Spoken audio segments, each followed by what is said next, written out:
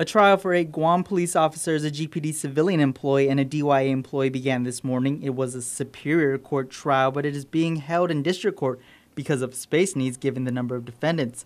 That's 8 attorneys representing officers Henry Flores, Joe Duenas, Juan Diaz, James Kanga, Reynaldo Alcantara, Esmeralda Sabanay, Joaquin Castro, Vincent Perez, Benedict Santos, and Luke Tanachi.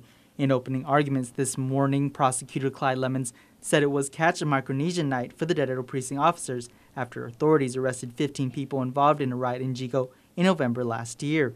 He accused the officers of using excessive force against 3 Micronesian teenagers who were also arrested, which he says caused one of the teenagers' spleen to shatter. Lemons also noted the civilians involved tried to cover up the incident. However, defense attorneys objected to Lemons' characterization of the officers' conduct as Catch a Micronesian night, and they asked for a mistrial. That was denied, and their objections were overruled by Judge Vern Perez. Lemons continued saying the Micronesians were brought to the Dededo police precinct, and when Officer Sabanay used her foot to push the head of one of the teenagers down into a pool of his own urine, Lemons said that the other 2 teenagers were beaten by the other officers when they objected to the treatment of their friend.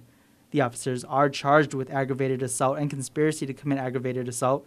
Defense attorney Mylene Lopez represents Officer Alcantara, who is accused in being involved in beating one of the teenagers. In her opening argument, Lopez said as police officers, they were only doing their jobs, and she said that there is no evidence that her client Alcantara did what he is being charged with. This afternoon, the trial recessed until 9 a.m. tomorrow, where the first witness will take the stand. Nick Delgado, PNC News.